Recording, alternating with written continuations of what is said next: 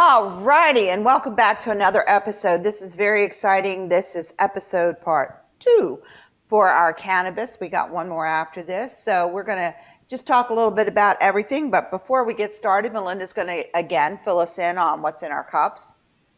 So again, we have cannabis tea. We are just continuing our conversation on cannabis this week and beltane a little bit later. So nothing new as far as the teas, just going to continue. And as we touched on last week, like we said, stress relief, anxiety, depression, inflammation, PTSD, it goes on. And of course, ask your doctor. It's different from person to person, but that's the gist of it.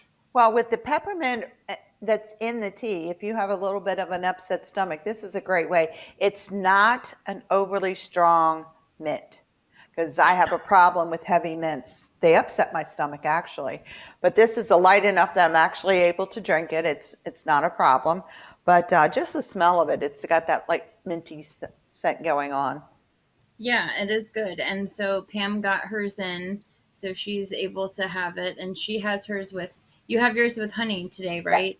Yes. And see, I don't particularly feel like I need honey, but I'm sure it's delicious with honey as well. It is very good with the honey. It comes with a straw of honey that you snip and you squish in there. So 10 minutes later, I got the honey out of the straw. That's because I'm so coordinated in the kitchen. But no, I like it with a little bit of honey. It actually, to me, the honey tones down a little bit the mint for me. So I don't have as much problems. But actually, it's not bad at all. I was pleasantly surprised because I thought it was going to taste like the yard. I was going to say grass, literally. Yeah, like I went out and cut the grass Right. myself. But yeah, it's not bad. It's something I could drink at night that I wouldn't have a problem with. I mean, it's not overbearing in taste or the way it feels. So I think I could probably do this in the evening. It's not bad. Mine came with 5 bags. The bags are so cool. I know. And you get a little crystal on your bag? I got tiger's eye. Yeah, I did too. I Yeah. love it. Um, Um, and it's kind of like for me at least, it's kind of like a chamomile type. It's like a relaxing. It's very subtle. It's not like strong, like if you're consuming otherwise. It's just like a very mellow. And then of course tea's relaxing anyway because you have like the hot, the warm. It's just well, soothes your they stomach. say actually just going through the motions of making tea can de-stress you. Hmm. Just, filling your little pot, getting it hot, putting your stuff in there, getting it all set up can actually relax you. So maybe the English do have something about this.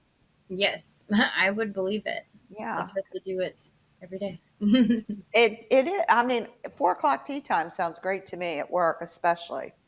Oh, I know. I love it. It's funny at work. It's funny you say that at work because at work, well, before I was working from home, before the pandemic, I would literally have a whole drawer of my desk and it was just herbal teas. And everybody knew if they needed a herbal tea that they came to me for tea because that's just, they knew I was the office witch and I had, you need herbs, I got them. I'm the coffee witch. I first thing in the morning, I've got to have my coffee, and Right. after that, I'm good. But it's kind of like you see the cups where it says, don't talk to me until the first cup's down and gone, and then Right. I'm good, And then you're good after that. kind of. I'm not a huge coffee drinker. I I mean I used to drink coffee every now and then, like if I sipped on my mom's coffee, but if I drink coffee now, I enjoy a good cup, but it has to taste like dessert. Like I can't it has to be like Right. vanilla caramel, It can't be Macchiato, almond right milk, whatever. Yeah. latte. It can't be like black coffee. I can't do it. I'm Look at my maiden name. Do I have a I choice? know. I know. So yeah, I'm a coffee holic, but the tea is really good. It is relaxing. And like I said, it's not as bad as I thought it was going to be. And I'm honest, there's teas. I know they're good for me and I know I should drink them, but I get them to here and it's like, no, I don't think so. Or I'll do something really bad and pour a whole bunch of other stuff in there that I shouldn't be drinking anyway, So at that point, Well, that's how I feel about, black licorice tea. Like, oh, I know it's good for my throat, but oh, it's so oh yeah, if you're well, not, licorice root, I should say, but it tastes like black licorice yeah, it candy. does, and I will attest to that, and it's great. I did want to comment. Everybody teases me, and I've been teased a few times because I do this all the time. I actually spoke with Rich the other night, and he says we were talking, and we were talking about music and how it soothes people and just makes you feel. It speaks sometimes to your soul, and you don't realize it. And we're just talking about witches and music and that kind of thing. And so this is actually the reason it's here is because it's in my computer, and I play it when I'm Hmm. on my computer. So I have the album cover here right with my computer. So I said, oh, and guess what I got? Because he was in the group, and I just pulled it up, and he was like, oh, I heard. I said, I know, I'm embarrassing you. He goes, no, no, no. He says, yeah, Mylinda says you show it all the time, and I'm like, I told him. I yeah, I said, tried to we do. show it every week. We show it every week. He was very, very excited and super appreciative because he's such a nice guy, and he Oh, was yeah. like, I can't believe you do that. He's like, that's like so cool. You guys actually every week. And I said, well, yeah. And he's seen the show a few times and he's seen it. So he's very sweet about it. And I said, well, yeah, it's in my computer. Right. Yeah. And It's then like, he's like, you listen to it. And I'm like, well, yeah. right. No, I love it. I love this stuff. Like I said, it's so relatable. It's like refreshing. It really is. And music is a big thing with us. So, and now you're going to give us a little bit of information that we didn't get last week. Yes. That's going to help us out this week. Yes. So this week we are diving in a little bit more to the medical side of cannabis. So last week we touched on some of the history and how it's used, in ancient cultures and how it became illegal in the States here. And so now we're going on to some of the medical aspects of it. So before I get into that, wanted to touch a little bit on, we were talking a little bit about hemp last week, and I wanted to clarify something. So some people will talk about hemp and cannabis as if it's two different things, but it is not. So it's all one plant. It's all cannabis. It's all from the same plant.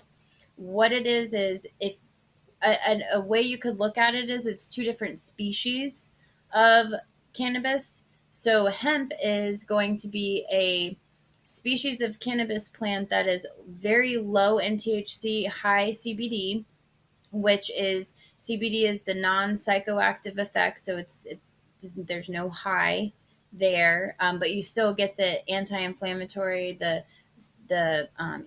stress, anxiety, all of that stuff. It still helps with. Um, and those are those are the plants that were used for the rope and the clothes and the sails and things like that we talked about.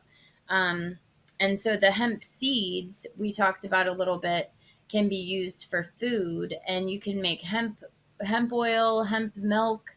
You can do all sorts of things with that. Um, I one need thing. to ask Mhm. about the hemp seeds. Today we went to a place and got like a bowl with all it's healthy, Mhm. surprisingly.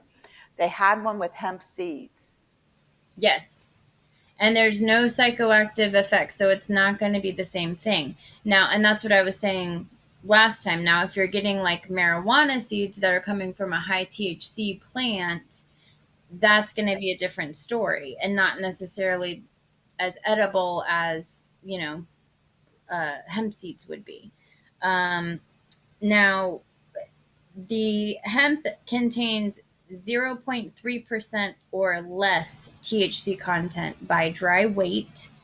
Um, and basically, it's such low levels that it cannot get you high. And so that's why CBD is legal, because there's no psychoactive effects, but you're still getting the health benefits. Um, so it's basically a way to, it's like a lineage of a plant, or like I said, it's two species, you can say, but it's all one plant. It's all cannabis. Um, so the, let's see. Yeah, so no matter what the label, all of the flowers are cannabis. So just like hemp, personal use are based on the shape. So the shape of the plant. So I was going to go over that a little bit. They also have like hemp nut butter, and you can also, hemp is what's cultivated for the CBD medicine. So that's what they get the CBD is from the hemp, not from the, what some would say would call marijuana, which would be the THC, but it's all interchangeable. Like I said, it's just another name for that. Now, there's different kinds of subspecies, if you want to say that. And that is what you will commonly hear referred to as sativa and indica. And so the plants are actually different shapes and heights. Now there are two main. So sativa and indica are the two main, but really they're four. But the two you'll hear sativa and indica the most. But just to break it down a little bit more, so there's cannabis sativa, which is a narrow leaf hemp. It has low THC and high CBD, and it's then there's Cannabis Indica, chinensis. I know I'm going to mess these words up. It's a more of a broadleaf, still low THC. Now this is low CBD as well. These are originated in Eastern Asia. It is bred and used chiefly for fiber and seeds. So the broadleaf hemp. So this is a hemp that's used for that. Then you have the Cannabis indica, which is kind of funny. This is also a narrow leaf, but this is high THC, low CBD, and this subspecies was originated in India and arrived to the United States in the 19th century. Now these were again high THC, so they're used in psychoactive medicines. And the effects are described as heady and energizing. In the recreational cannabis community, this plant is commonly called sativa today. So the indica is a high THC, low CBD, but it's what we would, if you go into a dispensary, if you say I'm looking for sativa, that is technically the cannabis indica species that you're getting. So not to confuse you. Now Now, we're yeah. So, and that's going to be the daytime, or what's going to keep you energized and keep you going, keeping you alert. Then you have the Cannabis Indica Afghanica, which originated in Afghanistan.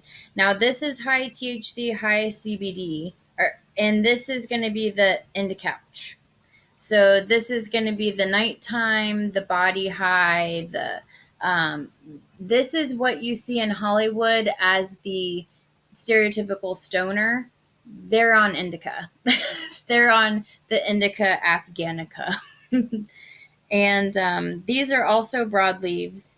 And these arrived in the United States in the 1970s. It's a shorter plant, robust and dark green leaves. And the THC levels in these types of plants are at least 10% or above. So people are growing these for the purpose of the high THC. And then there's a really beautiful plant. Ooh, look at that. And this is a really great book. So this is the Holistic Healing Guide to Cannabis by Tammy Sweet. If anyone is interested, this really breaks down a lot of information as far as the plant, but then it goes into a lot of information about the anatomy of the plant, as far as male and female, and the seeds and the different effects on your body. So there's a lot of different things. Now, going a little bit further, and I'm not going to touch on it too much because, again, very, very complex. And honestly, you just have to sort of sit down and learn because it's so much. You just have to research. But there's also something, part of the plant called trichomes. Now, this is where you hear like the hairs or they look furry or they're sticky. That's what you hear. That's from the trichomes of the plant. So these are hair-like glands, and this is where the cannabinoids and the terpenes are stored in the plant. Now, they're easily seen with the naked eye. They can look like sparkly jewels. um, and they cover the flowers and the small leaves around the flowers. They function much like hair on our arms, which warm us and prevent water loss. Trichomes on the surface and undersides of the flowers trap warm and moist air on the surface of the leaf, and they create an ideal microenvironment protecting leaf, flower, and seeds from ultraviolet radiation and sunlight. So basically, it's its own um, mechanism of protecting itself while it's growing. Um, but and it makes 6 different types of trichomes. Wow. And just to give you a picture, this is what trichomes look like. Oh, how cute. So they look like frost almost. Yeah, it does. Um, and this is where you can create resin out of this. I mean, there's a lot of different things. I don't know how well the pictures will show up, but they're very kind of furry looking. But so that's another part of it. And here you go. Here's the going back to the hemp seeds. There's a bunch of Oh, hemp seeds. yeah. Okay. And it actually says 35% of the weight of a pollinated flower is from the seeds. So it makes up a lot of the plant. And the seeded flowers can be used for medicine, but they're less potent. But you can use them. And there's just a lot of stuff. A lot of stuff. There's trichomes, there's terpenes, which has to do with another part of the plant that has to do with different ways that it can help your body. It affects the receptors differently in your body, and we'll talk about that in a little bit. I know we touched a little bit last week on our endocannabinoid system, so I'll be touching on that. Well, you have to show us your shirt. I was fascinated Oh, by the shirt she has on. okay. Come on, So, show us what it is. so this is the THC molecule, and the definite. So the shirt is the definition. I don't know if it'll show backwards on, but it's I can read it. so yeah, tetrahydrocannabinol delta 9, a crystalline compound that is the main active ingredient of cannabis, and that is the actual THC molecule. So yeah, I thought that was interesting. I had to get it, of course. um, Well, actually, it's a learning factor because when you're learning about the different chemicals in it, and anytime you're learning about medication of any sort, if you have a visual, it mhm, really helps you when you're looking at it because not that you can just look down at your shirt, but it gives right. you the chemical compound and how it's put together. So if Oh yeah. when you get into that kind of stuff, that makes it easier for a person to look at it. If like I had to take a lot of that stuff, chemistry and stuff, when I was taking my degree, so it's like, oh, well, that to me resonates because I can see it, and it Right. gives me a better understanding. But I have Exactly. a couple of questions about the hemp seeds, only Yeah. because here lately, and it's just been in the last couple years, I've been seeing a lot of them in the vegan stores Mhm. and a lot of different places like that, health food stores, Whole Foods. and you're seeing it, and I'm in Florida too, so I'm seeing it. And like I said today, we ordered these fruit and nut bowls, and it had all this fruit, fresh mangoes and yogurt and granola, and it was just so good. And they actually had hemp seeds. I Mhm. almost got it, but I'm like, what do they taste like? I don't know that I've had hemp seeds by itself like that. I think I've had it mixed in like a shake before. Um, from what I understand, they're a little nutty. They're a good source of protein. Um, they also, I thought that I found something in here about the seeds specifically, but So they really do have a value other than for the kids to all go around saying, I got hemp seeds on my, Sunday. oh yeah, no, no, I mean, they're definitely good. But yeah, I can't remember what exactly, but like I said, it's used for like nut butter, hemp oil, hemp milk they make it out of. It's sort of similar, where when they came out with like the what were the not the chia seeds. I'm thinking of chia pets. Leave me alone. Regular chia you pet. know what I'm thinking of. What are the seeds that everyone eats that I can't eat them because of the texture, but it's like a health food thing. But it's similar to that, but you're getting all the Sunflower seeds. benefits. No, it's more of like a health food. It's got like a weird texture. I can't think of the name of it right now. But it's try no, not try. Hmm. I don't know. It's gonna bother me. Chia. CHIA. They have those seeds too. You could get on Maybe your, that's what I'm thinking about. But yeah. but you get all the benefits though of the hemp, so you're still getting like the anti-inflammatory, you're getting the stress, the anxiety, so you're getting, because remember the hemp is where all the CBD, the high CBD, the low THC, so you're not getting the psychoactive, but you're still getting all the benefits of the hemp. Right. So Okay. yeah, so I was yeah, just curious because it was so funny. I mean, you would never have heard hemp seeds anywhere right. until here recently. And they had the chia seeds, they had hemp seeds, and I was like, oh my goodness, hemp seeds. And I'm laughing because the young lady who was going to go get the bowls was like, well, what's hemp seeds? And I'm like, okay. So very quickly I glazed over what it was, but it was just funny because she's like, oh, maybe we'll get that. We'll be happy for the rest of the day at work. And I'm like, yeah, no, I don't think that's going to work. Going to Right. need a whole lot more than that. Exactly. So there's a little bit. So just to break it down a little bit more, but not to get into too much detail because again, it's so complex, it can get very confusing. The basic breakdown of the cannabis plant is you have acids, and the acids in the so you have THCA, CBDA, CBCA, CHCVA, CBGA. So these acids form cannabinoids, and they are precursors to active forms, and they have many healing properties. So the acids in of itself have healing properties. Now, in order for these to be activated, you may have heard of like decarbing or I can never pronounce it, decarboxylation.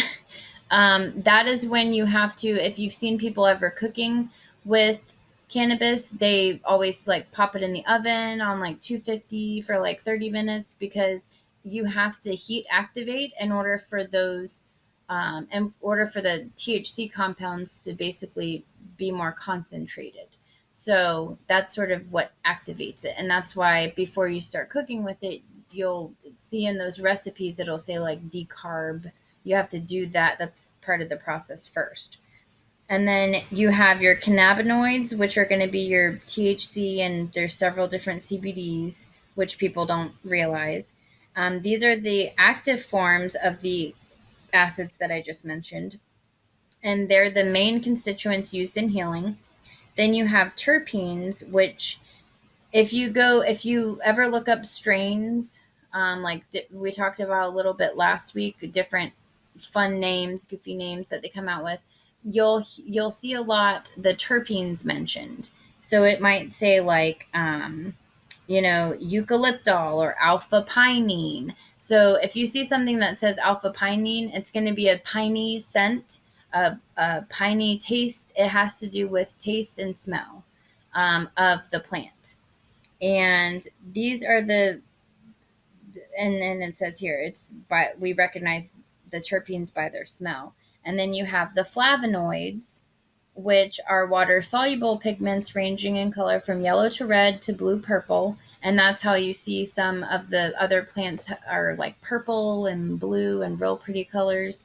And these are antioxidants and anti-inflammatories in the plants. So it's so complex, just this one plant having all these parts. But the most common cannabinoids that you'll hear is the THC and the CBD, even though there's more than just those. Now, THC was first isolated in 1964, and it prompted a search for the receptors that it binds to. So this is where we're sort of getting into our endocannabinoid system. So the first receptor, named cannabinoid 1 or Cb1, was discovered in 1988. And in 1992, we discovered that our bodies manufacture a molecule similar to THC, which in turn led to the discovery of the endocannabinoid system, a system we continue to learn about. Now, we have recently discovered it. However, we found it's ancient. It's an ancient system. And it is a system that not only human beings have, but also animals and plants have, with the exception of insects, which I thought was extremely interesting. So, and basically what it is, because unless you're like chemistry, but it's very complex. Again, you can look it up. But basically, we have Cb1 receptors in our body, and the cannabinoids in the cannabis plant react to the receptors in our body. And the endocannabinoid system is similar to the nervous system, where it's a physiological system. It's not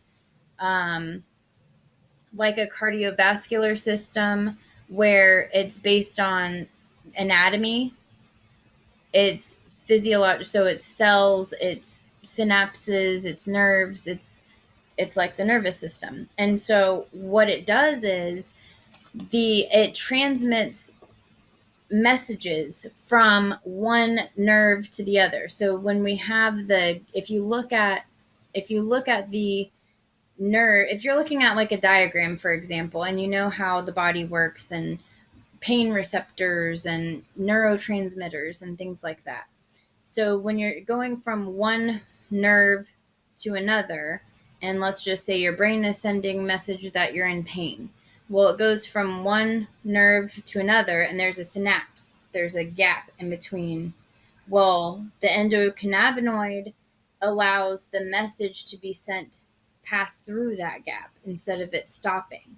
So what the endocannabinoid system allows us to do is it sends messages throughout the body, not just centralized to one body system. Whereas like the cardiovascular might just be the cardiovascular. It might not respond to other parts of the body or other systems of our body. The endocannabinoid system does. So when we consume cannabis, the cannabinoids respond to our Cb1 receptors, which we have. It's similar to THC, and that's why we respond to it, and that's why we have the effects that we do.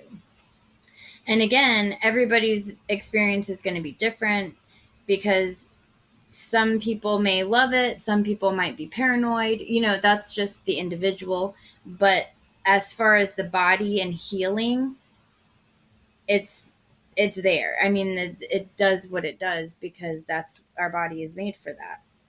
So I thought that was extremely interesting. And like I said, it's just being discovered, but it's been around for a long, long time. And I thought I found something about the animals because I thought that was pretty interesting. Yeah, because you can buy all sorts of now CBD products for um, your four-legged friends, but they're also telling you to be very careful if you do that because it has to be specially made for the animal. Right. Well, and like I said, there's different types of CBD, which people don't realize. So it really is going to depend on, and what you're using it for. And you want to make sure it's sourced, because just like with Responsibly. anything, right. Just like with anything, things can be tampered with. Yeah, I just thought it was interesting. I saw a little clip and they were talking about it for the dogs. The dog had hip dysplasia. So they were giving it to him for the pain. Mm-hmm. And it was like, but you can only give it, you have to make sure it specifically says on the product that it's specifically for animals because they have Right. a different system than we do. And what we're taking, just like anything else, guys, check with your vet. Oh, yeah. What could be safe for a cat could be deadly for a bird. You just gotta, Right. yeah, you gotta. And not only Ab- that, you have to know how much to give them and what a proper dose is and what to look for if there's going to be any sort of interreactions with the drug and the dog. So just like everything else, I mean, your cat gets into your lilies, that's a problem, oh, yeah. because they're deadly to the cat. Your dog gets into your chocolate. Chocolate's deadly for a dog. Oh, So yeah. you got to really look at what they tell you you can and cannot use. But evidently, they're finding now the veterinary people are finding that it really does make a huge difference in the quality of the animal's life. Where before, it is difficult, I'm sure, to find drugs for a dog or a cat, to make them feel better because they can't tell you. So Right. you kind of have to watch them. Are they walking better? Do they look like they feel better? But evidently, they've done enough studies with this that they are finding that it really does help your little four-legged friend. But again, always check with the vet. Yeah, especially if if they have any underlying medical conditions or you already have them on medications, you want to make sure, just like with anything. And so this is what I found. So cannabinoid receptors are found in all vertebrates, as well as many invertebrates and plants, but they are not found in insects. And then it says bugs cannot get high.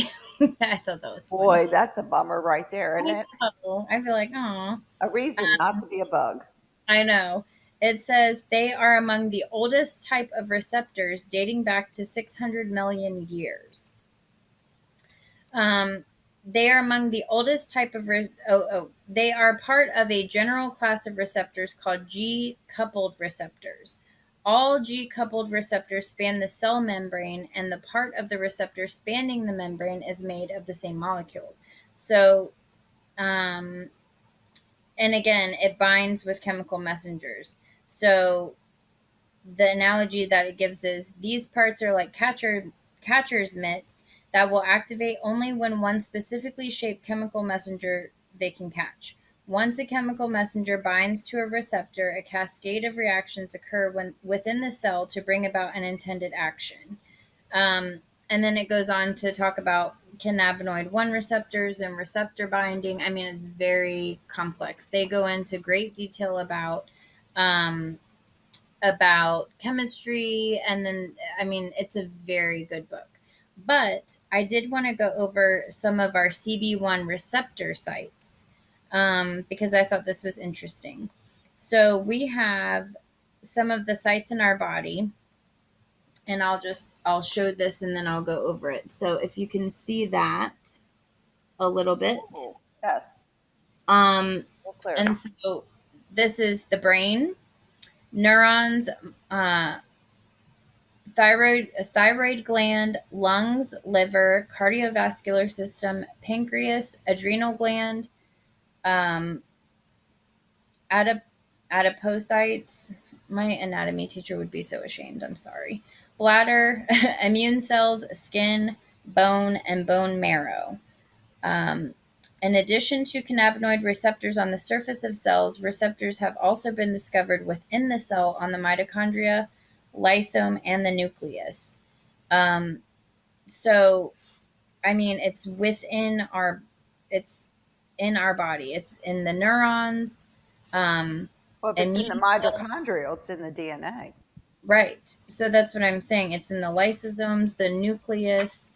So there's a whole chemistry behind Cb1 chemistry. If you research Cb1 chemistry, um, I mean, and then there's another cannabinoid which is called Cb2, and that's primarily found in the immune system on natural killer cells, B cells, mast cells, macrophages, T cells, tonsils, spleen, thymus, and liver. They are also found in the cardiovascular tissue, skin, reproductive tissue, bone, connective tissue, endocrine and exocrine pancreas, tumors, brain, and in the gastrointestinal tract. In the nervous system, they are found in the microglial cells. And when the nerve tissue is inflamed or injured, Cb2 receptor number increases in the neurons and astrocytes. So all of this is happening. And the way that the way that it was described, our endocannabinoid system is a good way to think of it is it's our safe place. It's a gauge to it's almost like a gauge of homeostasis. Like, are we in our safe place? While the nervous system and everything will shoot off, oh, I'm panicked, I'm stressed, I'm this and this. Your endocannabinoid system is kind of going on in the background of all of that and making sure that you're okay, you're calm, you're good. The analogy that the book gave was that, like, when you go to grandma's house, like when you go to grandma's house and you don't have a care in the world and you feel safe, that's your endocannabinoid system. It's kind of in the background, running things for your body without you having to do anything. It's automatic, just like your nervous system, just like, all of that. And then you have all of these receptors already in your body that are similar to THC. So when you're consuming, it's reacting to each other and it's healing itself. And that's why you have where it's shrinking tumors and it's killing cancer cells, but keeping the healthy cells intact and not destroying healthy cells like some of the, chemo and the radiation and things are doing.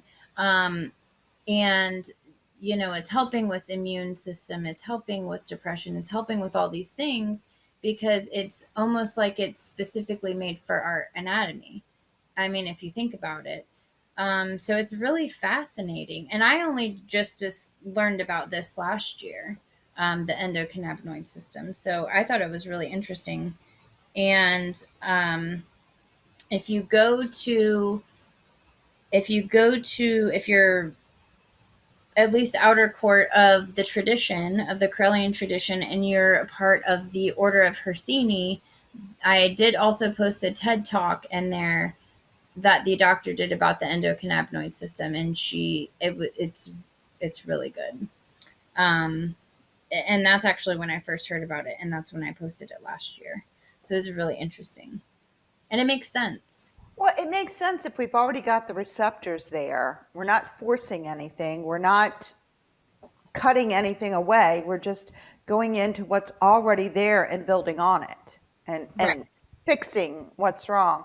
I I've done a little research myself on it. To be honest, if you have like I know my age, everybody's got cancer, and so they're all going for these treatments, and they are absolutely miserable. And I know a lot of people who are using um, the THC to calm their stomach and actually make them feel less pain.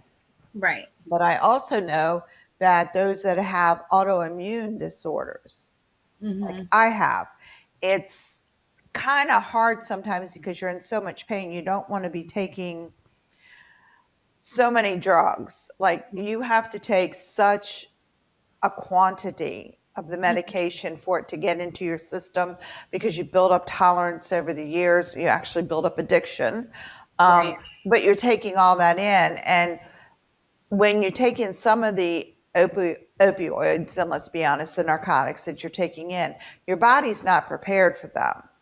Mm-mm. So it's a fight. That's why some people get nauseous, some people get sick, actually get headaches taking pain medication, Yeah. because it doesn't mix well, because there's nothing there to naturally do it. But when you're using the CBD oils, and just even on your skin, your Mm-hmm. receptors are already there, so you're just basically feeding the receptors that are there. Right. And there are some ways that you can support your endocannabinoid system. One of those is consuming omega-3 fatty acids. So your eggs, your salmon, your fish. Of course, you can also do supplements if that's not your thing. Decrease sugar and unhealthy fats. Maintain a healthy gut. Um, Consume plant helpers of Cb1 and Cb2. Now, this is going to be some examples of this is kava, echinacea, legumes, club moss, liverwort, as well as some fungi. Um, and then for Cb2, it would be copal, echinacea, and rue. So those are some plant helpers that have Cb1 and Cb2, because again, we found out that plants also have an endocannabinoid system. So Right. yeah, so those are some there, and also avoid chemicals that alter. They call it ECS for short, endocannabinoid system, and that is specifically talking about the insecticide. Pyrethrum, Pyrethrum. It's used in conventional agriculture, and it antagonizes the Cb1 receptor. And it's also an endocrine disruptor and carcinogen, so you want to try to stay away from that. And it basically just says try to eat organic and stop using plastic, because that's usually where it's found. Also, manage stress, move your body, enjoy a massage. It says AEA levels, which is one of the cannabinoids, increased 168% in healthy individuals, asymptomatic for any disease state, when they received a general relaxation massage. So, massage will help your endocannabinoid system. There you go. I did not know that. I That's didn't interesting. either. It also says limit alcohol, limit caffeine. Sorry, I caffeine. know. Um, And then it also says be aware of pharmaceutical levels. So it says antidepressants, antipsychotics, and convulsants increase Cb1 receptors, which results in an increase of endocannabinoid system tone and may be responsible for weight gain associated with these medications. Acute opioid use increases the endocannabinoid function by increasing the synthesis of Cb1 receptors. However, chronic opiate use can downregulate the endocannabinoid system. So, and then actually, I'm going to go into a little bit of the opioid thing now, because I know we were going to touch on that a little bit. And I thought this was a little interesting. So, of course, opioids is for pain. A lot of us are in pain. But I thought this was kind of interesting and a little funny. So it says types of pain cannabis works well for, and then it says dot dot dot so far.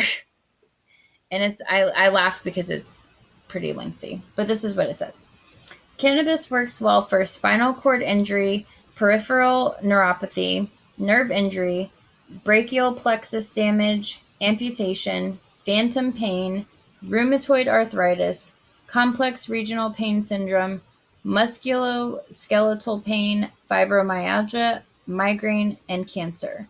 It does say it's not recommended for acute pain just because it's harder to manage. But that's going to be the laundry list. Now, it says here, as far as the opiates, Opiates are one of the three major classes of pharmaceuticals used for pain management. They are not very effective for chronic pain, and they are dangerous with significant adverse effects. Now, most of us know this, but here's just some statistics, which I said I was going to share. So, 1 in 33 users become addicted or dies. 50% of people who take opiates longer than 30 days have been found to still be using them at 3 years. 80% of heroin users begin with prescription opiates. 90 people die per day from opioid overdose in the United States. A report from Medicare states that, on average, 23 million doses of opioids were used per day every year from 2010 to 2015. So 23 million doses per day every year. Yeah, it's a huge, huge, huge problem. Oh, yeah. I mean, opioid crisis. I mean, now it says states with legal medical cannabis saw an average reduction of 3.742 million daily doses of opiates due to dispensary sales, and a reduction of 1.792 million daily doses due to home cultivation of cannabis. So from 23 million to 3.742 million just from making it medically legal. Yeah. And then all the way down to 1.792 million from 23 million when you're able to grow your own medicine, your own cannabis. So I thought that was really interesting statistics. It's You know, interesting. My home state has an extreme opioid issue in West Virginia. mhm. It's been very well documented there. Actual entire towns have fallen apart because of the opiate. Everybody there was addicted. Oh, I believe it. So, I mean, I totally I understand that some people need it. But I also, like I said, I have personal experience with this in my family, and was affected by by it. My oldest daughter, her mom passed from that when she was 6. I've had her since she was 8. She's now 20, 22. 22. Yeah. So it's like, and I had to go through her with all that therapy and all that stuff, and it's really sad. And the I just think that there's better ways. I think that there's better ways I than really push. do. I think what it was is it was a quick fix. I know in West Virginia, there's a lot of coal mining, obviously. That's what we do back there. And a lot of the guys get injured in the coal mines. That's a given. And they were very quick to dispense an opioid. Well, one, it did work. Don't get Oh, me wrong. They work, they do their job, they stop the pain. But a narcotic fakes your brain into thinking you don't have the pain.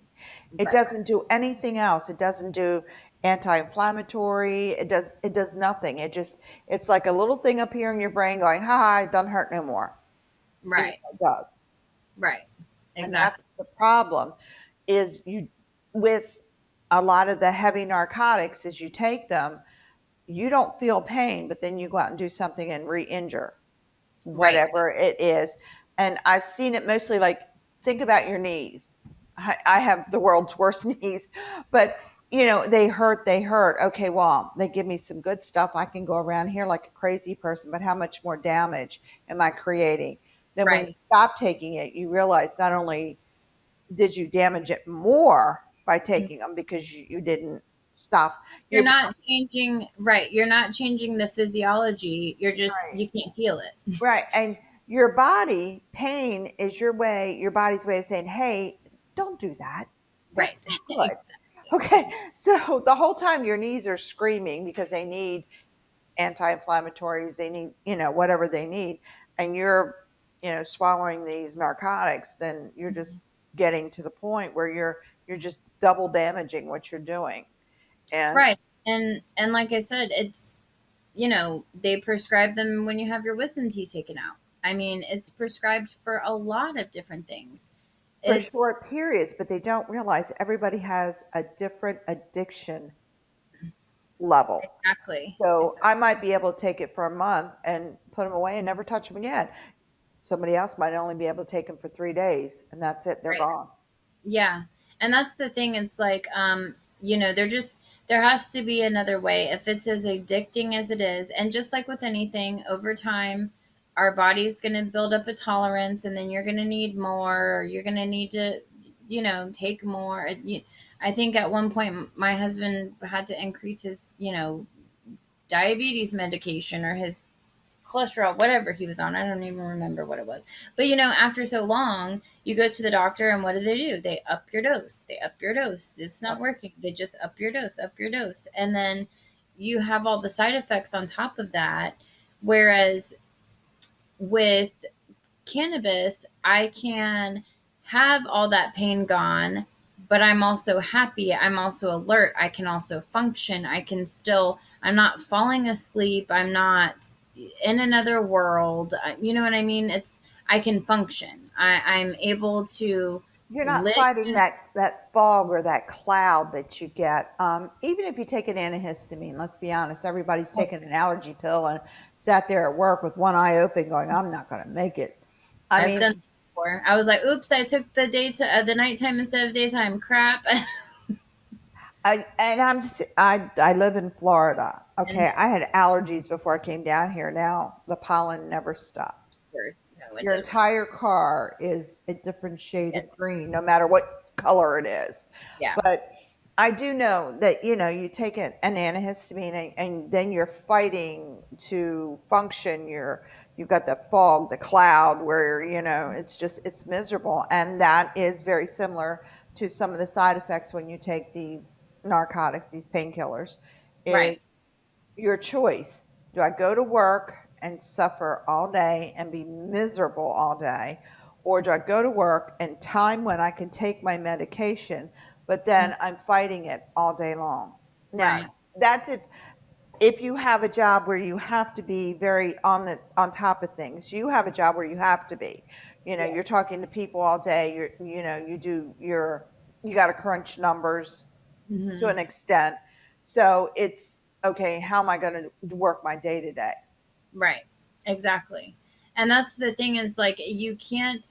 There has to be, and like I said, first I'm an advocate. I mean, there has to just be a better way for people to be able to treat their bodies for pain and whatever else, and still be able to function and still be able to have quality of life and not have it affect them and not have to worry about dying because they needed to live pain free, and that's the thing is like people are wanting to fix a problem and they're dying because of it because they're getting addicted. And like the statistics showed, 80% of heroin users started on prescriptions. I mean, it's sad. It's a really bad problem that we have in this country. And it seems just so nuts to me that no deaths from cannabis ever in the history, and we're fighting like we are for That's what legalization. amazes me. We have it. It's something that we can grow. It's not extraordinarily expensive. It's not like it's such a chemical that we can't produce. Right. But it's also a when you're taking it, you're not forcing something into your body. Your body's already got the receptors, so it's already waiting for it. Right. When you take a lot of the narcotics, that's the fight with your brain. That's why you have such reaction sometimes. Some people just can't do it at all, but almost everybody has some kind of reaction: tired, groggy, Mhm. dizzy, not like on your game. Those are just the very mild things. That's the things that most people have, but then it goes from that to death. Yeah. So anywhere in between. Right.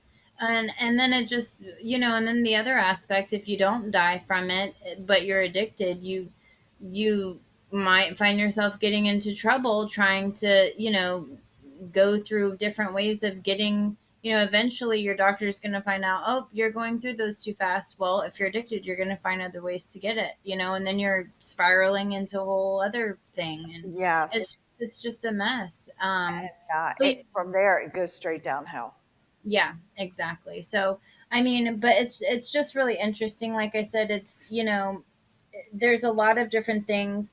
Now, one of the things that I wanted to touch on, the last thing that I had before we move on to the second part of the show, um, of course, so we talked about some of the things, about how it helps with depression, about how it can help with anxiety and things like, the more common things. And we talked about a little bit on PTSD. I wanted to touch on that a little bit more because I was a little inspired earlier because we were talking to um, Amanda, and she got kind of excited when she realized that the Army does hail and farewell events, and she did not realize, because they have a whole Wiccan sector, and so in honor of those vets who sadly have a lot of PTSD issues, and I'm a Navy brat, and I come from a long line of vets in my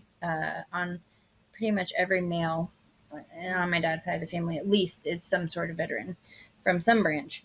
But PTSD is a huge issue, not only for veterans, but for many reasons, of course, and men and women for several different reasons. And so it's a disorder, for those of you that don't know. PTSD is a disorder for some people that is developed after an intense experience of terror or helplessness. Symptoms of PTSD can include insomnia or nightmares, anxiety, an inability to tolerate frustration, anger issues, flashbacks, or hyper arousal. Now, cannabis helps with PTSD in in a few ways. So, the primary goals in the treatment of PTSD are the extinction of fear memory and the uncoupling of the fear memory from triggers. So, another goal, of course, is a sense of safety and well being. And of course, cannabis is going to help with most of those. And the endocannabinoid system, again, is the state of well being, that safety zone. So, research on the effectiveness of cannabis with PTSD, and then it even says CBD alone, not even necessarily THC, but just CBD alone, decrease the defensive behaviors in mouse models of PTSD. So these are mouse testing that was done. Increase the neurogenesis in the hippocampus, so that's the part of your brain that stimulates that reaction, and it decreased the learned fear expression. It increased the fear extinction to try to make that fear extinct in your brain. It decreased the stress related anxiety and anxiety after stressful events.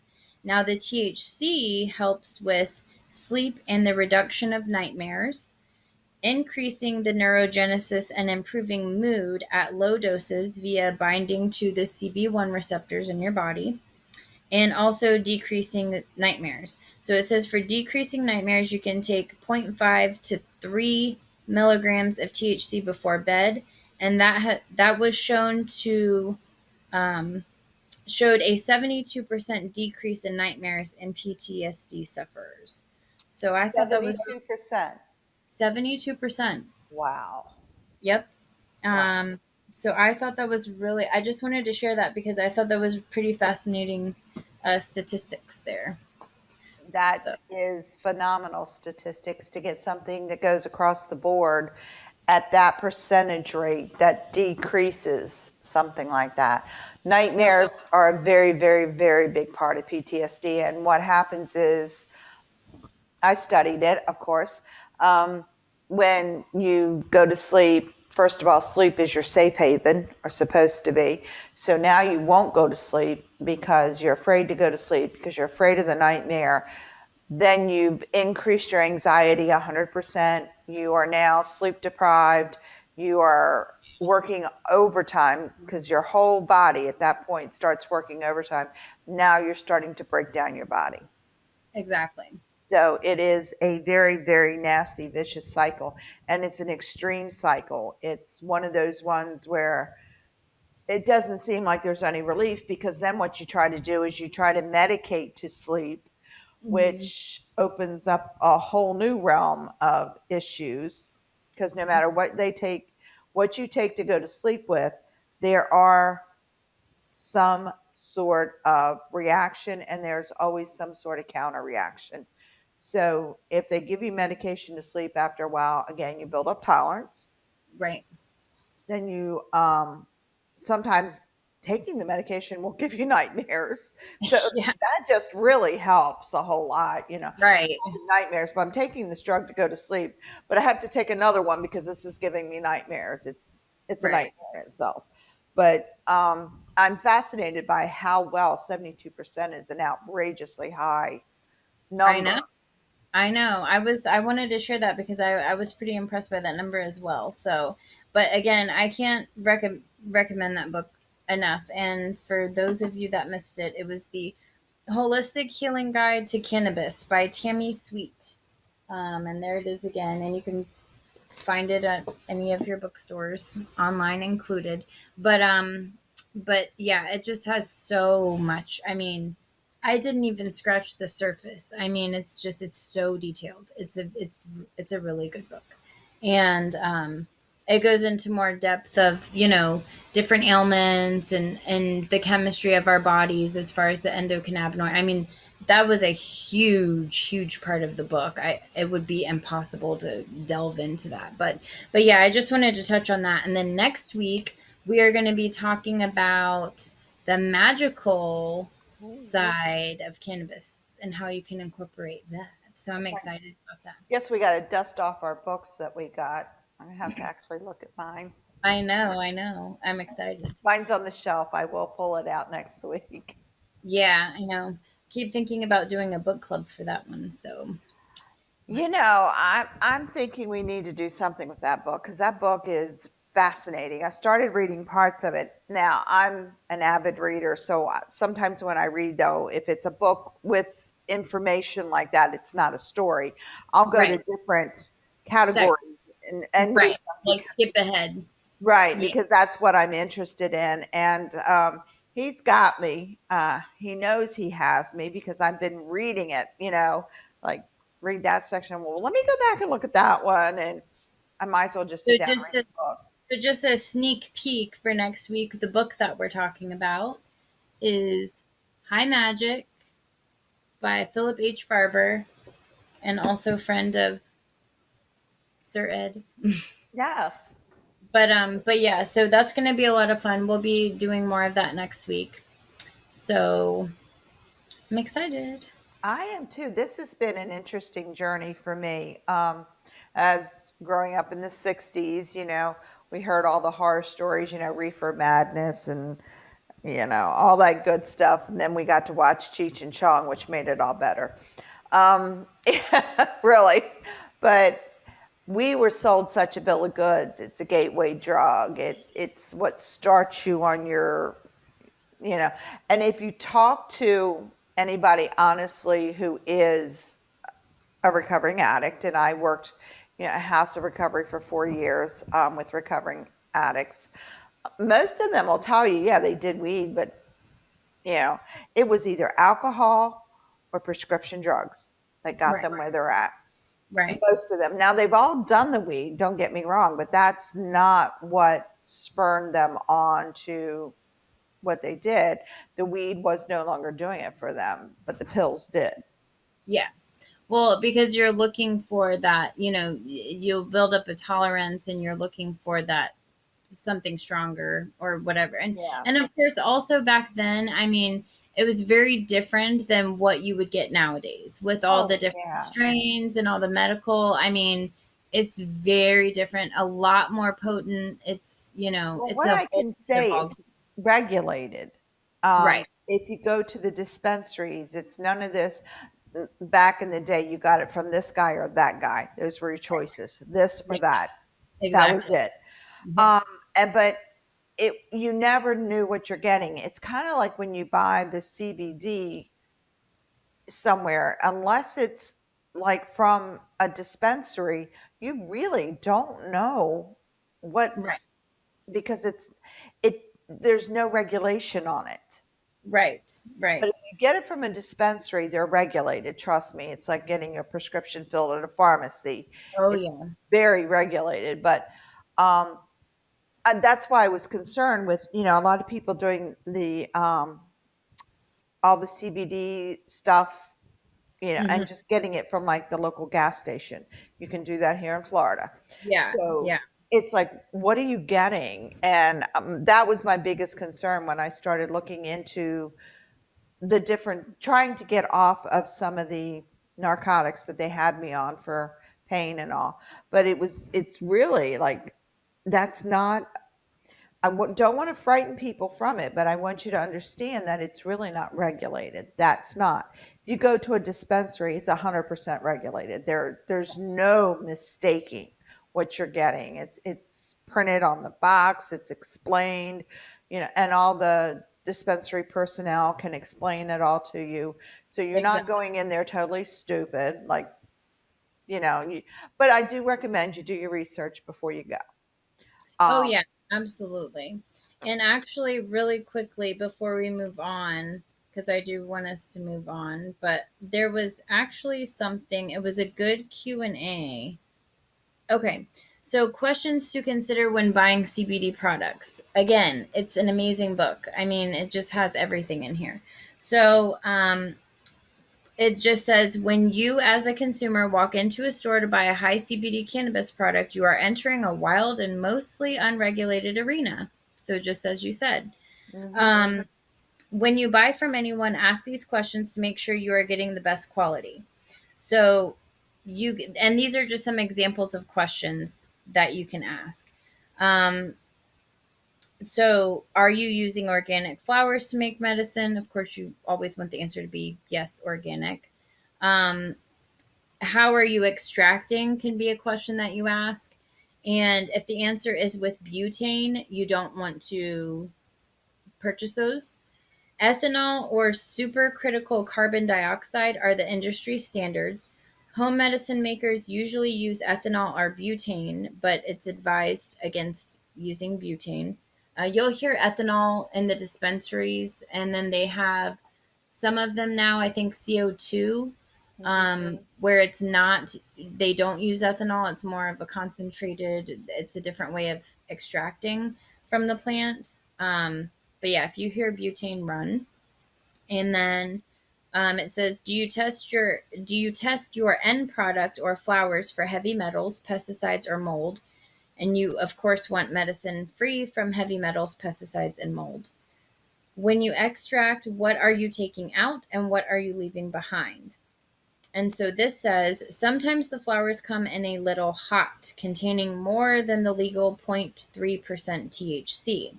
Some companies remove enough THC to bring the level below the legal limit, but you want to have 0.3% because you need some THC.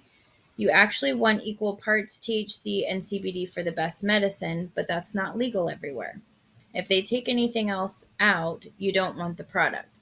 So that's kind of going back to a point. If you're in the dispensaries or even recreational, you're going to see things that say like 1 to 1 or 1 to 2. So the best medicine is 1 to 1. The best overall experience for your body, what's going to respond best to your endocannabinoid system, is a 1 to 1 ratio of THC and CBD because they work together um, with your body. So if you do a high THC, low CBD, that's fine if you're doing it for what you need at the time or vice versa. But if you, and some people don't like the high, a lot of people are doing the CBD, especially because and you still get the, effects, which is fine. But if you want or are able to do the 1 to 1, that is what's going to give you, it's like the trifecta. That's going to give you the ultimate healing effects of the plant, is because they sort of feed off of each other. So that's something that I wanted to point out as well. And that's why it says you want equal parts for the best medicine, because that's pretty much the go-to. Um, and then this was kind of funny. Does it smell like cannabis? You should be able to smell the terpenes. So going back to the pinene and those different things, if it doesn't smell like cannabis, it's made with isolate, and you do not want it. Another question you can ask, after you've extracted, are you putting anything else back in? If they have, you don't want it. Companies often use additives to compensate for poor quality starting flower, most commonly CBD isolate. That way, they can use poor quality flower and call it full spectrum or whole plant medicine, while adding in some isolate to make it more potent and charge you more money. And then, of course, you can ask if they have isolate in their product, and if the answer is yes, you don't want it. So just some examples of questions you can ask. And I thought that was really interesting since you brought it up. Yeah, well, it is because you have to educate yourself. It's like anytime a doctor prescribes you something, most people, they're like sheep. They take it and they go. Right. If I'm putting something in me, I want to know what it is. Number one, I have weird experiences with medication, so I want to make sure I'm able to function. Mm-hmm. Only because I have to. I still get up and go to work every day, so it's like I got to make sure I can function taking this. Oh, And yeah. that's been my biggest complaint that I've had with a lot of medications. Yeah. They're great if you're at home, Mm-hmm. if you're at That's work, or okay. have to drive, or operate machinery at work. I mean, I'm lucky. I get to work, and the hardest thing I have to use is a mouse. But it's still the idea, you've got to know what you're taking, research it a little bit, get to know what it is you're putting in your body. I know about the narcotics because I take them. I took them for a long period of time. I knew I was at a point in my body where I had to stop taking them, or I risked the chance of being addicted or having the tolerance so high. My doctor's not going to want to write that prescription. And they're Right. really cracking down on the doctors now with pain medication. They want to send you to pain management, which is a specialty, which means your copay is twice as high. I mean, all that stuff. So you want to Yep. learn a little bit about what you're taking, why you're taking it, how you're taking it. And then you want to talk and educate yourself on anything that they tell you to take. A lot of times doctors, they have so much going on that they forget to tell you things like, oh yeah, we're putting you on a diuretic. They'll forget to tell you to take potassium. Mm. Then you deplete your supply of potassium and you've had a heart attack. It's little things like that people cannot blindly, the doctor say, here, take this. You want to say, what am I taking, why am I taking, and is there something else I can do? Yeah, like we said before, don't be afraid to ask questions, for sure. I mean, at the end of the day, it's your body. Yes, they're doctors, but you know what's best for you. You have to pay attention to your body. I mean, not related to cannabis, but I went through years and years of horrible, debilitating, like fetal position pain where it felt like it was in my ovaries. I mean, doubled over pain. And I had an IUD at the time. It was after I had Haley. And my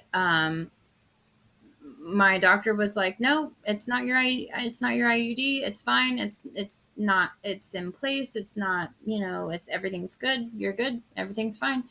And I just knew it had to do with that. But I suffered for 5 years, ER visit after ER visit, missed work, almost got fired. I mean, and then I tried to have it taken out, and I was screaming. It was supposed to be able to be taken out on an office visit, and with no problem. And I was in so much pain that they had to I had to make a visit at the hospital, and they had to put me to sleep just to remove it. And she's like, "Oh, it came right out. I don't know why it was such a problem at the doctor's office." I was like, "I don't know." But ever since then, no pain. So I knew better. I knew the whole time that it was the IUD, and I let the doctor, you know what I mean? So it's just like, pay attention to your body. Pay attention. I mean, you know what's best for you. I mean, of course, take the doctor's advice. You didn't go to medical school, they did, but at the same time, um, listen to your body. Really, and question them on stuff. I had a very shocking discovery when I found out how allergic to thimerosal I was when I went into anaphylactic shock after I got a flu shot. Oh, that's not. Thimerosal is a preservative used in saline solution for contact lenses. And Oh, I wore lenses, but I always made, because I started wearing my lenses 40 some years ago, I had to make my own salt saline solution because I always had trouble with the chemicals. My eyes would swell, they would be irritated. So my optician said, "Well, just make your own. Here's the salt pills. Go buy distilled water. Here's a little bottle to put it in." I made my solution every morning. It never occurred to me that that was in a flu shot. wow, I got a flu shot. I went to stand up, and the next thing I remember, I woke up in a hospital. wow. Um, it had we're suspecting it had thimerosal in it, which I don't know. Such a small portion of the population allergic to it that they don't even have it on there what it was. They didn't have the preservative on the actual flu shot. Oh, wow. So my That's doctor, I would have never known. no. I Yeah, mean, I mean, you should always just ask. But so I just wanted to touch on that, but I do want us to also move on to the second part of the do we? show. But before we But before start, we do, so we are going to have a commercial break, and we are introducing something fun that we came up with. So we're going to start having a keyword of the week. And so, what you're going to have to do is subscribe to our YouTube channel. You have to be a subscriber at Tea Time with Mother and Crone on YouTube. And every week, you will listen for the keyword. And we're going to say it one time. And you can email us at teatimemc@gmail.com with your answer. And the cutoff time will be 9 p.m. Eastern Time on Sunday. So, the night that we do the live show on Facebook. And then what we will do is we will get all the names of the correct answers and we'll put them on a spinny wheel and randomly draw a winner for some tea time merch. So it might be a mug, it might be a t-shirt, but and maybe eventually we might raffle off readings down the line. You never know. So yeah, never know. So we're going to be doing that. And our first drawing is going to be Weekend of Lustration, which is going to be, we're going to do a short little show, Lustration Weekend, which is going to be on the 2nd of May. That Sunday. We weren't going to do a show, but we actually decided to do a short little show for you guys. So that's going to be exciting. So, so make sure that you do subscribe. Now we're going to say the word this week and next week. So you'll hear it for 2 weeks and then we'll draw it. We'll say it again on the May show. And then 9 o'clock, we'll draw the name. We will announce the following week the first name and the state they're from so that they get. And if you are so fortunate as to get a piece of merchandise, we're going to ask you to take a picture of you holding your merchandise and sending it to us, and we'll put it on our Facebook for a lot of fun. But again, you have to register and have to subscribe. right. That's the only requirement is that you just have to subscribe to the channel. So I think that's pretty easy. So, What's the word? so the keyword is Hercini, which is a Sanskrit word for cannabis, which is also the order that I have for the Karelian tradition. So shameless plug. The order of Hercini. So yes, Hercini is the key word. So again, you can email teatimemc@gmail.com, and that's THYME, like the herb, not a clock. Um, And like on our shirts and our cups, this is Thyme. yes, yes. And so we just thought this would be something fun, but we're really excited to do. And if you haven't registered yet, please go to CarelianLustration.com and register for lustration. It begins April 30th through the 2nd. Is it the 30th or the 31st? 30th. 30th. And through the 2nd. And so, yeah. And then you can register there. There's tons of workshops. And then we also have our beautiful ritual on Sunday. So that's always really fun and exciting. And then right after the ritual, you can pop on and stay on with us and see our short show and see what's going on. Our show's going to be a little different that time, but we're just going to leave it at that. So we're going to Yep. make you watch it to see what's going on. How's that one? Sounds good to It's me. going to be a lot of fun. So we do want that. We will be having snippets of places that we go and things that we do on our shows, just to let you know that we do actually get out. We don't sit in a room all day long. We do travel around. So as we go places, we're going to hit snippets and, show them on the show. If you have something going on in your neck of the woods, please give us a holler and let us know. We would love, love, love to promote your gathering, your festival, whatever you got going on our website as well as on our Facebook page so that people can see what's going on. This does not necessarily mean a Corellian group. If you're with another group and you have something going on, we're more than willing to put it up. Just send it to us so we can see what it is. It's just getting out there. I know things are a little tough. There are some things opening up here, there, and everywhere. So we want to help with that as much as we can. But what we've got coming up May 1st, being in the middle of lustration, because that's when all your classes are going to be, is May 1st. It's also May Day. And May Day, believe it or not, is actually been around for like the last millennia. They've been celebrating it. So it's a big deal, a lot of places. Um, there's all different reasons people celebrate it. Different cultures did different things with it. Mostly up in our area, I'm going to say the northern hemisphere, it's kind of like the beginning of spring. So Right. it's kind of a springtime celebration. I know we all know when Ostara is. It's in March, but a lot of times you're still shoveling your sidewalk in March. So May is kind of like the day, yes, we have sunshine that's actually showing. And also, it's Memorial Weekend is in May. So it's kind of the cursor, Memorial Weekend is usually considered the first part of summer. That's the first weekend of summer. It's when the beach is open, the pool's open.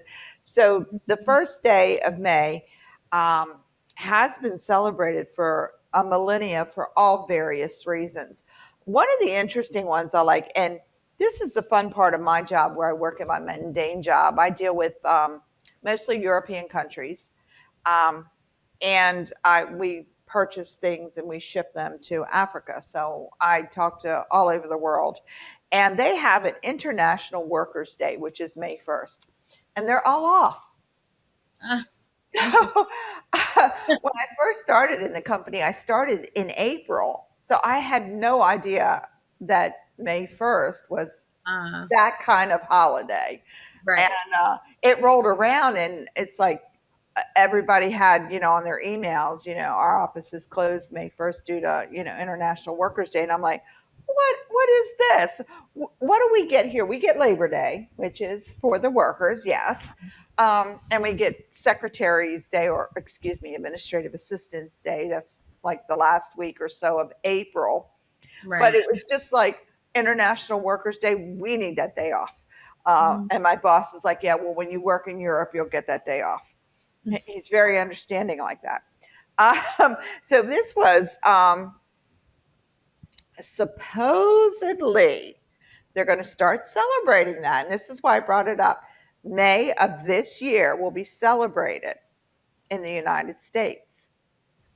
So Mm. I don't know. And that's a Saturday. So, I mean, I Oh, don't, wait a minute. I'm scheduled to work that day. that's So what I'm saying. what does that mean? I'm telling my manager tomorrow. Like, listen, I was scheduled to work on Ostara and now Beltane. Something's got to give. Yeah, something's got to give. It was just really weird when I saw that. So they're talking about possibly getting it rolling here. It hasn't really caught fire here yet. But trust me, in Europe, Oh no, honey, it's in stone. So your office is shut down. So I just thought that was really interesting because I see it all the time now. That is. Lithuania has approximately 30 days a year that they get off paid. We have, Mm, yeah. Okay. well, So we're going to leave that right there. yeah. Okay. Um, but the big thing about May 1st that we all celebrate is Beltane. And everybody, of course, it's a fertility ritual. So everybody goes to that spot right there. Hmm. Okay, we understand it's a fertility ritual. Nobody understands that better than some of us old girls. We remember it. But one of the things that you forget about, it's a fire festival. Hmm. And this is the time of year, trust me, at my fire pit, when I moved, that was one of the first things I bought was a fire pit. My Yeah. roommate thought I was nuts. We have sat out there and got that thing roaring and just sit there. And that is like the coolest thing. I love a fire pit. Oh, yeah. So The what energy. it's the energy, it's the smell, it's the sound of the Wow. wood cracking and popping, it's the sight of the flame. I mean, there's just so much involved. And of course, when you get a group of us together and you put us around a fire, what's the next thing that happens? It's either a guitar or a drum comes out of nowhere. They magically appear. And then we got a good group night. So then about 3 o'clock in the morning, we're finally dousing the fire. Right. Yeah, it's true. It happens every time. So it's really for us, Beltane is not just, the fertility thing, but fire is a purifier. And they used to run the cattle between two huge, bonfires to purge them. And it was a symbolic purging and a symbolic cleansing and purification because fire is a purifier. So it is a purification time. So it's not so much just, of course, everybody goes to, the sex part of it. That is a part of it. But Right. it's a fire festival.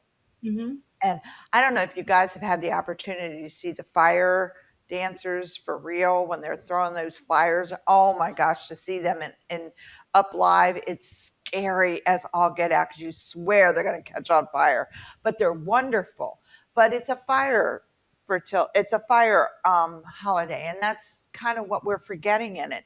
Now, um, what happens is the Romans. I love the Romans. Okay, I'm Italian, so I do anyway. But they don't do 1 day holidays. No, we do week long festivals. Look at Saturnalia. I mean, Hmm. that is not 1 day. That's a whole week of drunk and debauchery and all kinds of good stuff. So when the Romans took over the British Isles, they brought with them a 5 day holiday. I told you we don't do little ones. We do 5 day celebrations. And it was called for floral Floralia, Floralia, and it was devoted to the worship of flowers, of the goddess of flowers. So that's kind of cool. And it was anywhere from April 20th to May 2nd. And the rituals were, kind of devoted to springtime and flower and fertility. And eventually that turned into Beltane up in the British Isles because Beltane is actually a Celtic celebration. It's more up in the upper areas, around the UK and that area. Right. And then, of course, people, like I said, it's really, I don't know, it's a little irritating when people just think, oh, it's a sex thing. No, it's not. There's so many. It's kind of like an onion. Okay, we'll go to Right. Shrek. Everybody understood that one. Our Yeah. holidays are layered in different beliefs and different foundations and different reasoning. Most of our holidays and our beliefs are grounded in the cycle of the earth. So it's very agriculturally based. So Hmm. if you look at the time of the year this is going on, the winter has finally gotten gone, or Right. most of it. The grass is coming back. You're getting outside for the first time since the winter because unless you live in the winter a lot, when it gets really cold, you tend to, come in, close the doors, and just stay inside. So now we're getting back out and people are actually getting out and getting around. You got bonfires that brings people together. I mean, any village starts a bonfire, everybody comes Exactly. just to be there. And Hmm. that's where, if you're looking at it, that's kind of how things get started. So it went from being, a purification kind of celebration into wrapping into the fertility, because this is a time of the year when all the little animals are being born. Let's be honest. You see the little rabbits out, the foxes, and all of them's got their little babies, and it's so cute. So while you are doing that, there are other things that you can do. We looked at some of the maypole cakes and cupcakes and little things to do last time. If you Hmm. have the ability to do a maypole, it is really cool. The first maypole, they believe, actually started as a fertility, part of a fertility rite, where the poles symbolize, of course, the male side, and the baskets and the weaving is obviously the female side. And it never really took root in America. America does not do maypoles, and it blows my mind. In Europe, it's a big thing. Maypoles are a big thing. I mean, here they're just not. So now they're just starting to get back to where people are starting to get back more to the agricultural things, and they're starting to go back a little bit more instead of going forward with all this technology. Sometimes people now need to get off the grid and take a break and Right. chillax a little bit. So you've got people that are now going back to like the maypoles, and really looking at some of our holidays because they're really cool. But you got to remember, in our country, we just didn't catch on to a lot of things, which is something. Um, and I found out now everybody has watched some sort of military movie and they've heard Mayday, Mayday. Okay. Hmm. I did not know where this came from. So, as it turns out, the code was invented in 1923 by an airport radio officer in London, challenged to come up with a word that would be easily understood by pilots and ground staff in case of emergency. Now, you got to remember, at that time, they were talking over really bad microphones. So, clarity was not there. 1923, Right. really bad. So, Frederick Mockford coined the word Mayday because it sounded like meader, a shortened version of the French term for come help me. Oh, I did never. not know that. And that kind of makes sense. So Yeah. that was where Mayday came from. So it's interesting to know where we get our words from. Yeah. Um, Now, the connection between May Day and labor rights began in the United States during the 19th century. We all know about the Industrial Revolution and unions and all that good stuff. But in an attempt to end inhumane conditions, the Federation of Organized Trade and Labor Unions, which would later become the AFL-CIO, decided to do, they did the first shall constitute a legal day's labor from and after May 1st, 1886. Oh, wow. So the following year, the Knights of Labor, that was then America's largest labor organization, backed the proclamation as everybody just started to induce strikes and all sorts of stuff, because you got to remember back then there was no rules for labor. So on May 1st, 1886, more than 300,000 workers, 40,000 from Chicago alone, from 13,000 businesses walked out of their jobs across the country. And the following day, more workers joined, and the number of strikers grew to almost 100,000.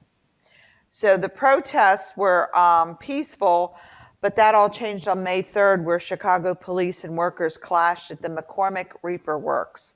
The next day, a rally was planned and to protect killing and wounding of the several workers by police. So it got out of hand. It started out peaceful. So it went on, and finally it was called the Haymarker Riot because Haymarker was the name of where it happened. In August of 1886, 6 men labeled as anarchists were convicted in a sensational and controversial trial. for the bombing that happened. So after that, a few years after the Haymarker Riot and subsequent trials shocked the world, a newly formed coalition of socialist and labor parties in Europe called for a demonstration to honor the Haymarker martyrs. And in 1890, over 300,000 people protested at a May Day rally in London. Mm. So the workers' history of May 1st was eventually embraced by many governments worldwide as a celebration. So today, it is an official holiday in 66 countries and unofficially celebrated in more, but ironically is rarely recognized in the country where it began, the United States of America. Oh, wow. So That we is, started it and the world took it and we don't even celebrate it. So I was like, oh, bummed me out. I was like, I man. know. So after 1894 Pullman strike, that was with Pullman is a guy on a train. President Grover Cleveland officially moved the U.S. celebration of Labor Day to the first Monday in September, Mm. intentionally severing ties with the International Worker Celebration for fear that it would build support for communism and other radical causes. Wow. I Interesting. It blows your mind when you think about all that happened.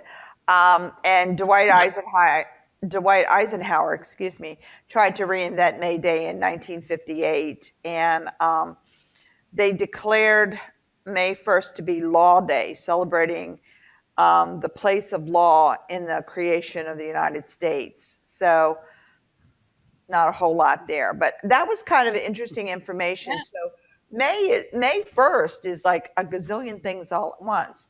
Now, if you're Catholic, May is Mary's month, and this is a month-long celebration of the Virgin Mary. So it's very big. Rosaries are done at this time. They have crowning of the May Queen. They have the crowning of the Blessed Virgin in a lot of the churches, full ceremonies, process in and all kinds of really cool stuff. So May has a lot going on, guys. It's not just one little holiday. If you can't find something to celebrate in May, I feel really sorry for y'all. But No. it is fun to go back and look at why we celebrate what we do. So now you got a little bit more on May and you understand what's going on. Beltane is a wonderful, wonderful holiday. It can be celebrated without all of the sexual attraction. We are doing on an unplugging shamelessly virtual circle. We'll be having a May Day celebration. We will be doing Beltane, and it's out of the Ritual and Theory and Practice book. If anybody wants to join us, but it's a very nice ceremony. But again, it is a ceremony. It is a ritual. Right. Of course, if we do it, kids can come to it. So it's nothing that's obtruse in any way, shape, or form. But there are some things to do. So I know everybody likes the idea of it. And if anybody watched Sabrina on Netflix, what I call the dark Sabrina, Mhm. you got to see a little bit. One of the episodes had, the May Day and Lupercalia. I was like, oh Mhm. my gosh. And somebody actually researched it. That was even more exciting. Someone I actually looked know. into it. I was like, man, how did that happen? Because it wasn't quite so Hollywood. Right. Yeah, because they actually did put the blood on each other. I know. It was good. But yeah, but yeah, I mean, there's a lot of different ways, like you said, the fires, you can do different fires. You can do the maypoles. You can even just, if you're not, if your kids aren't at the maturity level, you to have that conversation with them yet. You can also just talk about the life cycle of animals and talk about fertility in that way, the life cycle of a butterfly or even the plant. Plants, this And is a good time to start teaching your little one about. Now, there has been a lot of talk because of COVID and supply chain being totally screwed up. Nobody gets that more than me. But there's a lot of talk about people having little gardens now, doing Mhm. the little stuff out in the backyard, the tomatoes. And this is a great time to start for Beltane. A great time to start fairy gardens too. Yes, and I mean that's starting and letting a child take care of something, giving them the responsibility. Now, let's be honest, a plant, okay. I started my kids out with tomato plants, mainly Hmm. because I like tomatoes and I cook. Right. So we always had plum tomatoes and then the beefsteak. Hmm. And then we actually did cherry tomatoes. So the kids took care of their own tomato plants. And at first it was really exciting and all. And then they got to be a little, but once they produced the fruit and Hmm. we used it, it became a whole different thing. Then it was like, oh, mom, do you need a tomato? I'll go out and pull one off my plant. You know, Right. it became a whole different thing. But um, at first, they're very excited and then it gets very tedious. And I only repeat this because giving your child a responsibility to take care of something builds character. It's easier to bury a dead plant than it is a dead animal. Hmm. So it was always easier for us to do the plants as they were younger because the Right. first time it starts to get the blossom, they get very excited, and then it goes into the tomato, and then it's like, now we're going to eat it. And it's my tomato. Does everybody like my tomato? Like it tastes Right. different than every other tomato in the house. You know Exactly. that. Your children can tell you which tomatoes are theirs. But Exactly. it is a fun thing to do, and it is something to get the kids out, and it is something that you can do in an apartment, in a house, you can do it in the middle of the city. It only requires a window. Yep. Exactly. And, So yeah, I'm excited. I have a big porch. I'm going to be doing some container gardening here soon. it's a lot of fun, and it gives the kids a little sense of responsibility. So there's your pagan parenting. There we Um, go. go through the life cycle of the plant. Talk about how the plant is fertilized. Talk about bees. My Oh, goodness. Now is when you yeah. can start capitalizing on the different things that are important. As a young girl growing up, I grew up after the Korean War. World War II, victory gardens were the thing that everybody did. There were Mhm. no supermarkets till the 1950s, people. Prior to that, we had mom and pop places, or you traded with your neighbor. I remember that clearly growing up. So Right. having a garden, a small garden. I've always had one since I first got married. And as a kid, I grew up on a farm, so I already Right. knew how to do it. But Exactly. having that little tomato out there, I mean, especially when the kids were growing up, we had the fresh fruit, we had the fresh vegetables. Um, I would send them out there, go out there and grab a tomato off. I was making spaghetti, a little short on the sauce. Go grab me 4 tomatoes. They bring me in 4 tomatoes, cut them up, throw them in there, and there you go. Yep. And Exactly. it's kind of fun, teaches responsibility, also teaches about the planet and how we Mhm. have to heal her. And wow, how many things do we cover that's pagan right there? I know. That's what I'm saying. Just that in and of itself, it's small little things that you don't realize how much value is in that and how many lessons are in just that thing. And that you would think is just so mundane, or, people just don't think of it in that way necessarily, but it's like there's so many little nuggets in that. Teaching a child does not have to be a special place, a special time, a special thing. It Right. is an every day, all day long, whatever you do type thing. If you Exactly. teach them They watch all the time, all the and time, they're sponges. and if you have a Y child, bless you, you will live through it. You Oh, will make it. It won't be easy because the Y childs are the worst. right. So I was one. That's how I can say that. But no, I really do. I really think that people need to start looking at our holidays, not necessarily for what they're known big time, but let's go back and look at the holiday and let's see what it's really about. And it's a fire holiday, it's a purification holiday. You can talk to your kids about that. That's very easy. It's fertility, yes, but that's plants and flowers and animals and all that kind of stuff. You don't have to get too far into that. Tell them as much as they can understand, and then, hey, go on with the rest.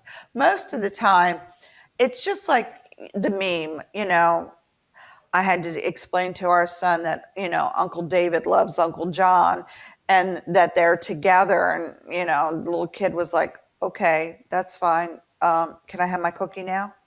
Right, exactly. That's about as much as of an impression most stuff leaves with a kid.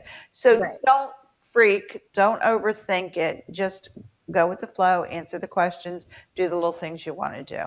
But that's a little bit more about it. And like I said, there will be many, many um, Beltane Zooms, rituals. You can go on the Corellian Hub. You can Mhm. go on the Corellian website. They're plastered everywhere. You're going to see them everywhere. And I do recommend, if you can't get out to get one, just jump on one of the ones that somebody's hosting and just sit through it. It's a very lovely ritual. And because it's same weekend as our lovely lustration, you can jump right in that lustration. That's right. And I'm excited to talk about magic with cannabis next week. And I know you have a little bit more to touch on with Beltane. So it's going to be very exciting as we're getting ready for lustration coming up. I can't believe it's almost here. I know, but we're so excited, and it was such another fun week. Thank you again for your support. Don't forget to like and subscribe. YouTube channel Tea Time with Mother and Crone. Don't forget to click the little bell so you get your notifications when we're live. And now, if you're a subscriber, you can actually get a sneak peek of our show. So if you're a subscriber right now, you might be watching us right now and you'll get to see us a few days before we go live on our Sundays on Facebook. So that's another little perk, and we appreciate and love all of you. And I think Corey sent me a screenshot that she was watching us tonight. So yeah, so And we have to thank Reverend Corey. I always like to plug our artist in any way I can. And, guys, I plug Cloud shamelessly every week. So we're going to plug Reverend Corey for our Corelliums. It started out, I think, what Reverend Tim had his. yeah, he always had his in his live streams. So Uh-huh. Well, this is Tim's fault, but this is made by Reverend Corey. So we're gonna drag them both into the show.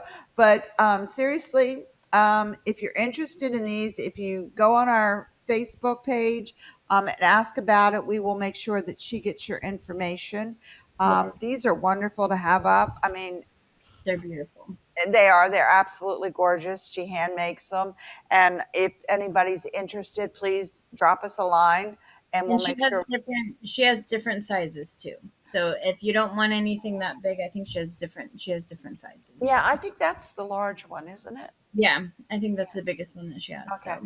So shout out to Corey, we love you. We love you. But thank you Probably going, again. I know, sorry. But thank you again for all of your support. We are so excited to have you next week as we continue our subject on cannabis and Beltane. And it was a lot of fun as always. And we will see you next week. okay. See y'all next time. Bye.